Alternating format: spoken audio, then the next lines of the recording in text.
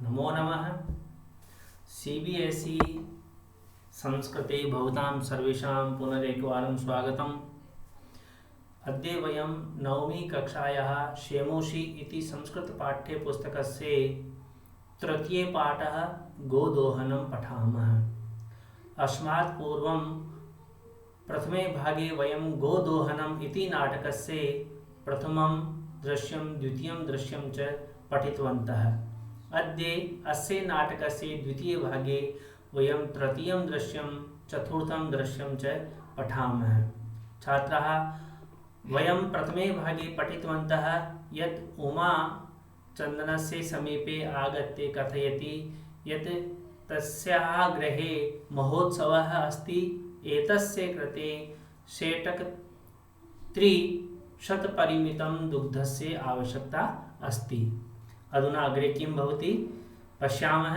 चन्दनः वदति, प्रसन्नो भूत्वा अंगुलीषु गणयन्, प्रसन्न होकर के अपनी उंगलियों पर गिनता हुआ, अहो शेटक 300 पयांसि, अहो 300 लीटर दूध, अनेन तो बहुधनम लप्से, इससे तो मैं बहुत अधिक धन की प्राप्ति करूंगा, इससे मुझे बहुत धन मिलेगा। नंदिनी दृष्टवा, वह अपनी धेनु नंदिनी को देख करके बोलता है, भो नंदिनी, हो हरे नंदिनी, तव कृपया तो अहम धनिकः भविष्यामि, तुम्हारी कृपा से तो मैं बहुत अधिक धनवान बन जाऊंगा। प्रसन्नः स धेनोः बहु सेवां करोति, इस प्रकार खुश होकर के वह उस नंदिनी की बहुत अधिक सेवा करता है। चंदनः पुनः मनसि चिंतयति, मासान्ते एव दुग्धस्य आवश्यकता भवति, वह मनी मन सोचता है कि दूध की आवश्यकता तो महीने के अंत में होगी। यदि प्रतिदिनम दोहनम करोमि, यदि मैं प्रतिदिन गाय का दूध निकालूंगा, तर्हि दुग्धम सुरक्षितम न तिष्ठति, तो वह दूध सुरक्षित नहीं रहेगा। 1 महीने तक उस दूध को सुरक्षित रखना बहुत कठिन होगा। इदानीम किम करवाणी, अब मैं क्या करूं। भवतु नाम, ठीक है, मासांते एव संपूर्णतया दुग्ध दोहनम करोमि, वह सोचता है कि मैं महीने के अंत में ही पूरे दूध का दोहन करूंगा, अर्थात महीने के अंत में ही एक साथ पूरा दूध निकाल लूंगा, ऐसा चंदन अपने मन में सोचता है। एवं क्रमेण 7 दिनानि व्यतीतानि, इस प्रकार धीरे धीरे क्रम से 7 दिन बीत गए। सप्ताहांते मल्लिका प्रत्यागच्छति, और सप्ताह के अंत में मल्लिका अपनी यात्रा समाप्त करके वापस लौटती है। मल्लिका प्रविश्य, अपने घर में प्रवेश करके, स्वामिन प्रत्यागता अहम, हे स्वामी मैं आ गई हूँ, आस्वादये प्रसादम, अब आप इस प्रसाद को ग्रहण करो। चंदनः मोदकानि खादति वदति च, चंदन लड्डू खाता है और बोलता है। मल्लिके तब यात्रा तो सम्यक सफला जाता, हे मल्लिका क्या तुम्हारी यात्रा बहुत अच्छे से सफल हुई। काशी विश्वनाथ से कृपया प्रियम निवेदयामि, मल्लिका मैं तुम्हें भगवान काशी विश्वनाथ की कृपा से एक शुभ समाचार सुनाता हूँ।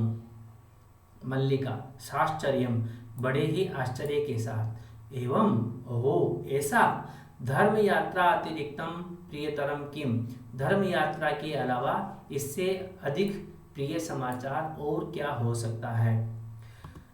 प्रश्नान पश्यामः। कस्याः कृपयाः चन्दनः धनिकः भविष्यति, कस्याः कृपया, नन्दिन्याः। किं सुरक्षितं न तिष्ठति, वदतु। धनं न दुग्धं, दुग्धं सुरक्षितं न तिष्ठति। प्रत्यागच्छति इति क्रियायाः कर्तृपदं किं, पश्यन्तु प्रत्यागच्छति क्रिया कुत्र अस्ति, अत्र अस्ति प्रत्यागच्छति क्रिया, अतः अस्याः प्रत्यागच्छति क्रियायाः कर्तृपदं किम् अस्ति, मल्लिका, मल्लिका अस्य कर्तृपदम् अस्ति। साम्प्रतम् अस्य पर्यायपदं किं, समानार्थक पदं साम्प्रतम्, अस्य पर्यायपदद्वयम् अस्ति अत्र। अधुना इदानीम् उभयोर अर्थः साम्प्रतम् एव भवति। चन्दनः मासान्ते दुग्धदोहनस्य निश्चयं किमर्थं करोति, चंदन महीने के अंत में दूध दोहने का निश्चय क्यों करता है, पश्यन्तु यतो हि यदि सः प्रतिदिनं दोहनं करोति तर्हि दुग्धं सुरक्षितं न तिष्ठति। अस्मात् कारणात् सः मासान्ते दुग्धदोहनस्य निश्चयं करोति। अग्रे चलामः। चन्दनः ग्रामप्रमुखस्य गृहे महोत्सवः मासान्ते भविष्यति। चन्दनः मल्लिकां किमपि प्रियं सूचयति। सः सूचयति मल्लिकां यत् अस्माकं ग्रामप्रमुखस्य गृहे एकः महोत्सवः भविष्यति। महोत्सवः कदा भविष्यति? मासान्ते, मासस्य अन्ते। तत्र 30 शेटकमितं दुग्धम् अस्माभिः दातव्यमस्ति और उस महोत्सव में हमको 300 लीटर दूध उन्हें देना है मल्लिका। किंतु एतावन् मात्रं दुग्धं कुतः प्राप्स्यामः? मल्लिका पृच्छति, भो स्वामिन्, इतनी मात्रा में दूध हम कहाँ से प्राप्त करेंगे? हमारे पास दूध कहाँ से आएगा? चन्दनः वदति, विचारये मल्लिके, प्रतिदिनं दोहनं कृत्वा दुग्धं स्थापयामः चेत् तत् सुरक्षितं न तिष्ठति। कि प्रतिदिन यदि हम दूध दोह करके उसे रखेंगे तो उसको दूध को सुरक्षित रखना बहुत कठिन होगा, वह दूध सुरक्षित नहीं रहेगा।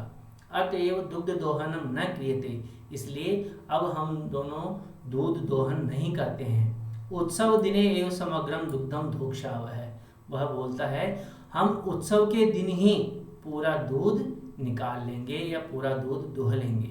मल्लिका वदति, स्वामिन् त्वं तु चतुरतमः। अहो स्वामी, आप तो बड़े चतुर हैं। अत्युत्तमः विचारः, यह आपका विचार बहुत उत्तम है।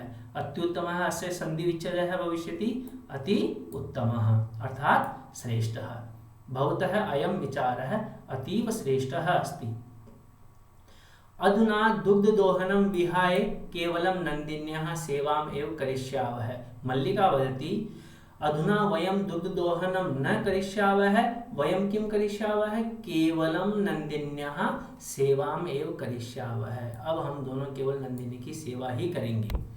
अनेन अधिकाधिकं दुग्धं मासान्ते प्राप्स्यावः, इससे क्या होगा? महीने के अंत में हमें अधिक से अधिक दूध प्राप्त होगा। द्वावयव धेनोः सेवायां निरतो भवतः। द्वावयव अर्थात द्वौ एव, अत्र अयादि संधि अस्ति। वे दोनों ही धेनु की सेवा में, उस गाय की सेवा में संलग्न हो जाते हैं। अस्मिन् क्रमे घासादिकं गुडादिकं च भोजयतः, और इस क्रम में वे दोनों उस गाय को घास खिलाते हैं और गुड़ आदि उसे खिलाते हैं। कदाचित विषाणयोः तेलम लेपयतः, और कभी कभी तो उस गाय की दोनों सींगों पर तेल का लेप करते हैं। तिलकम धारयतः, और वे दोनों तिलक लगाते हैं। रात्रौ नीराजनेनापि तोषयतः, और रात्रि के समय तो वे दोनों उसकी आरती भी उतारती। चंदन मल्लिके आगच्छ, आओ मल्लिका, कुंभकारं प्रति चलावः। हम दोनों कुम्हार के पास चलते हैं। क्यों चलते हैं? दुग्धार्थम पात्र प्रबंधो अपि करणीयः, क्योंकि जब महीने के अंत में दूध निकालेंगे तो दूध के लिए हमें बर्तनों का प्रबंध भी करना होगा। इस प्रकार द्वावयव निर्गतो, वे दोनों कुम्हार के पास चले जाते हैं। प्रश्नः कः चतुर्थमः? अस्य उत्तरं किं भविष्यति? वदन्तु। अत्र पश्यन्तु, चतुर्थमः कः आसीत्? चन्दनः। अधुना दुग्धदोहनं कदा भविष्यति? वयम् अत्र पठितवन्तः, उत्सव दिने एव दुग्धदोहनं भविष्यति। उत्सव दिने। समग्रम अस्य विशेष्य पदम किम? समग्रम, इसका विशेषण शब्द कौन सा है? समग्रम एक विशेष्य है, इसका विशेषण पद है दुग्धम। समग्रम दुग्धम, पूरा का पूरा दूध। देखिए यहाँ पर दिया हुआ समग्रम दुग्धम। समग्रम विशेषण है, दुग्धम विशेष्य है। भवतः इति क्रियायाः कर्तृपदम किम? भवतः क्रिया अत्र अस्ति, अस्य कर्तृपदम अस्ति द्वौ। अत्र द्वावयव इति कर्तृपदम नास्ति, द्वावयव अत्र पदद्वयम् अस्ति, द्वौ एव, अतः अत्र कर्तृपदम केवलम् अस्ति द्वौ। उभौ धेनोः कथम सेवां कुरुतः? कैसे सेवा करते हैं? अभी हमने यहाँ पढ़ा था, तौ कौ मल्लिका चंदनौ, तौ घासादिकं गुडादिकं च भोजयतः, विषाणयोः तैलं लेपयतः रात्रौ नीराजनेन तोषयतः। अधुना वयं चतुर्थं दृश्यं पश्यामः। उभौ अर्थात मल्लिका चंदनौ कुंभकारं प्रति गच्छतः। कुम्हार के पास जाते हैं। घट रचनायां लीनः गायति। कुंभकारः तस्मिन् काले एकस्य घटस्य निर्माणं करोति। निर्माणेन सहैव स गायति। किं गायति? ज्ञात्वापि जीविका हेतो रचयामि घटानहं जीवनं भंगुरं सर्वं यथैष मृत्तिका घट। पुनरेकवारं। ज्ञात्वापि जीविका हेतो रचयामि घटानहं जीवनं भंगुरं सर्वं यथैष मृत्तिका घट। अर्थात स कुंभकारः मनसि चिन्तयति सर्वं जीवनं मृत्तिका घटः एव भंगुरम, कि ये पूरा जीवन ही इस मिट्टी के घड़े के समान क्षण भर में ही नष्ट होने वाला है। यह बात कुम्हार जानता है। ज्ञात्वापि, और यह जान करके भी, जीविका हेतु रचयामि घटानहम, वह कुंभकार बोलता है कि फिर भी मैं अपनी आजीविका चलाने के लिए इन घड़ों को बनाता हूँ। रचयामि अर्थात निर्माणम करोमि। कान रचयति? घटान रचयति। घटान कः रचयति? कुंभकारः घटान रचयति। चंदनः आगत्य किं कथयति? नमस्करोमि तात 5-10 घटान इच्छामि किं दास्यसि? हे तात, आपको मैं नमस्कार करता हूँ, मुझे 15 घड़ों की आवश्यकता है या 15 घड़े मैं चाहता हूँ। किं दास्यसि? क्या आप मुझे दोगे? देवेश, देवेश कुंभकारस्य नाम अस्ति देवेश। देवेशः वदति कथं न, हाँ हाँ क्यों नहीं, विक्रयणाय एव एते घटाः, ये सारे घड़े तो बेचने के लिए ही हैं। ग्रहाण घटान, लो ये घड़ों को ग्रहण करो, स्वीकार करो। 500 रूप्यकाणि च देहि, और मुझे 500 रुपये दे दो, 500 रुपीज मुझे दो। चंदन है साधु, ठीक है, परम मूल्यम तो दुग्धम विक्रिय एवं दातुम शक्यते, परंतु इनका मूल्य तो मैं दूध बेचकर ही दे सकता हूँ। अभी मेरे पास रुपए नहीं हैं, दूध बेचने के बाद ही इनके रुपए मैं आपको दे दूंगा। देवेशः वदति क्षम्यतां पुत्र, माफ करो बेटा, मूल्यम बिना तो एकमपि घटम न दास्यामि, मूल्य के बिना तो मैं एक घड़ा भी नहीं दूंगा। तदा मल्लिका स्व आभूषणम दातुम इच्छति, मल्लिका अपने आभूषण देना चाहती है, अर्थात पैसे रुपए नहीं थे तो ठीक है, वो अपने आभूषण उतार करके उसको देना चाहती है। तात यदि अधुनैव मूल्यम आवश्यकम, यदि आपको अभी ही मूल्य की आवश्यकता है या पैसे चाहिए, ग्रहण तत् आभूषणम, तो एतत् आभूषणम ग्रहण, ये मेरे आभूषण ग्रहण करो। तदा देवेशः वदति पुत्रिक नाहम पाप कर्म करोमि, हे पुत्री मैं पाप कर्म नहीं करता हूँ, अर्थात अनुचित कार्य नहीं करता हूँ। कथमपि नेच्छामि त्वाम आभूषण विहीनाम कर्तुम, और मैं कैसे भी तुम्हें आभूषणों से हीन करना नहीं चाहता हूँ, अर्थात मैं ये नहीं चाहता हूँ कि तुम अपने आभूषण उतार के मुझे दो। नयतु यथा अभिलषितान घटान, तुम्हें जितनी अभिलाषा या इच्छा है उतने घड़ों को तुम नयतु ले जाओ। देखिए इस पंक्ति में से ऐसे प्रश्न पूछ लेते हैं कभी कभी, अस्मिन् वाक्ये क्रियापदम किमस्ति। सामान्यतः छात्राः चिन्तयन्ति यत् क्रियापदम वाक्यस्य अन्ते भवति, परन्तु अत्र क्रियापदम वाक्यस्य आरम्भे अस्ति। नयतु दुग्धम विक्रिये एव घट मूल्यम ददातु, ठीक है तुम दूध बेच करके ही मेरे घड़ों का मूल्य दे देना। उभो धन्योऽसि तात, धन्योऽसि, आप धन्य हैं तात, आपको बहुत बहुत धन्यवाद। प्रश्नः सन्ति कुंभकारः कस्मिन् कार्ये लीनः आसीत्, कुंभकार किस काम में इंगेज था या लगा हुआ था? उत्तरम भविष्यति घट रचनायां, घड़े बनाने में। घटानां मूल्यं किम् आसीत्? 500 रूप्यकाणि। क्रेतुम अस्य विलोम पदम किम् अस्ति? क्रेतुम अर्थात खरीदने के लिए, अस्य विलोम पदम अस्ति विक्रयणाय, बेचने के लिए। श्लोके क्रियापदं किम् अत्र श्लोकम् अस्ति ज्ञात्वापि जीविका हेतु अस्मिन् सम्पूर्णे श्लोके क्रियापदं किम् अस्ति रचयामि इति क्रियापदम् अस्ति। और अगर इसका विपरीत प्रश्न पूछा जाए कि रचयामि अस्य क्रियापदस्य कर्तृपदं किम्, तो इसका कर्तृपद अहम, यहाँ पर यहाँ से इसमें अहम निकल जाएगा, अहम। जीवनं कथम इव भंगुरं भवति, कथम इव मृत्तिका घटः इव, जीवन किस प्रकार क्षणभंगुर होता है, जीवनम मृत्तिका घटा इव भंगुरम भवति, जैसे मिट्टी का घड़ा नष्ट होने वाला होता है वैसा ही हमारा जीवन भी उसके समान ही क्षण भर में नष्ट होने वाला है। छात्राः अधुना पंचमं दृश्यं वयं पश्यामः।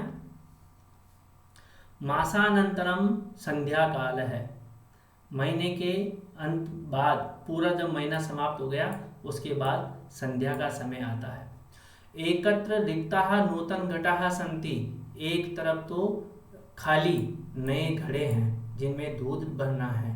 दुग्ध क्रेतारः अन्ये च ग्रामवासिनः अपरत्र आसीनः, दूध खरीदने वाले और दूसरे बाकी के ग्रामवासी दूसरी तरफ बैठे हुए हैं। आसीनः अत्र तिष्ठन्तः सन्ति। चंदनः वदति धेनुं प्रणम्य, सर्वप्रथमं स धेनुं प्रणामं करोति, धेनुं नमस्कारं करोति, नमस्कारं कृत्वा मंगलाचरणं विधाय, मंगलाचरण करता है, मंगलाचरण अर्थात उसकी पूजा इत्यादि करता है, और फिर मल्लिकाम आह्वयति, और फिर वह मल्लिका को बुलाता है, आह्वान करता है। मल्लिके सत्वरम आगच्छ, हे मल्लिका जल्दी आओ, सत्वरम अर्थात शीघ्रम, हे मल्लिका शीघ्र आओ। मल्लिका वदति आयामी नाथ दोहनम आरभस्व तावत, मैं आ रही हूँ नाथ, स्वामी मैं आ रही हूँ, तब तक आप दोहना गाय का दूध निकालना आरंभ करो। आरभस्व अर्थात आरंभम कुरु। चंदन है यदा धेनोः समीपम गत्वा दोग्धुम इच्छति, जब चंदन गाय के पास जाकर के दूध निकालना चाहता है, तदा धेनुः पृष्ठपादेन प्रहरति, तभी वह गाय अपने पीछे के पैर से उसको जोर से लात मारती है। चंदन पात्रेण सह पतति, और चंदन के हाथ में जो पात्र था, बर्तन था, उसके साथ ही वह वहां गिर जाता है। नंदिनी दुग्धम देहि किम जातम ते, और वह गाय को बोलता है हे नंदिनी दूध दो, किम जातम ते, आज तुम्हें क्या हो गया है। पुनः प्रयासम करोति, और ऐसा कह करके वह फिर से एक बार प्रयास करता है। नंदिनी च पुनः पुनः पाद प्रहारेण ताड़यित्वा चंदनम रक्त रंजितम करोति, और वह नंदिनी बार बार अपने पैरों के प्रहार से उसे मार करके चंदन को रक्त रंजित कर देती है, उसको लोहलुहान कर देती है। हा हतोस्मि, अरे मैं तो मर गया, हाय मर गया। चित्कारम कुर्वन् पतति, और इस प्रकार वह चिल्लाता हुआ वहां पर गिर जाता है। सर्वे आश्चर्येण चंदनम अन्योन्यम च पश्यन्ति, सभी बहुत आश्चर्य से चंदन को और एक दूसरे को देखते हैं। मल्लिका चित्कारम श्रुत्वा, जैसे ही मल्लिका ने वो उसका चिल्लाना सुना, झटिति प्रविश्य, वो जल्दी से आकर के प्रवेश करती है, वहां पर आती है और बोलती है नाथ किम जातम, हे स्वामी क्या हो गया। त्वं कथम रक्त रंजित है, आप इस प्रकार से रक्त रंजित कैसे हो गए, आपके सिर पे ये चोट के निशान कैसे लगे, आपके ये रक्त कैसे निकला। प्रश्नान पश्यामः। पृष्ठपादेन का प्रहरति, का अर्थात कौन, पृष्ठपादेन का प्रहरति नंदिनी अथवा धेनु। धेनु अपि लेखितुं शक्नुमः, यतो हि धेनोः नाम एव नंदिनी आसीत्। रक्तरंजितं कः भवति, चन्दनः। कृत्वा अस्य समानार्थक पदं किम् अस्ति, कृत्वा अर्थात विधाय, विधाय अथवा कृत्वा उभयोर समानम अर्थम भवति। समापये इति क्रियायाः विलोम पदम किम, समापये अर्थात समाप्त करो, और इसका विलोम क्या होगा, आरंभ करो। अतः अस्य समानार्थक पदम अस्ति विलोम, अस्य विलोम पदम अस्ति आरभस्व। समापये अस्य विलोम पदम अस्ति आरभस्व। यदा चंदनः दुग्ध दोहनाय इच्छति तदा किं भवति, पश्यन्तु, यदा सः दोहनाय इच्छति तदा धेनुः पृष्ठपादेन प्रहरति, वह अपने पीछे के पैर से उसको लात मारती है। आज हम इतना ही पढ़ेंगे। पुनः अग्रिम दृश्यम आदाय अहम उपस्थितः भविष्यामि। तावत् सर्वेषां शुभं मंगलम। धन्यवादः।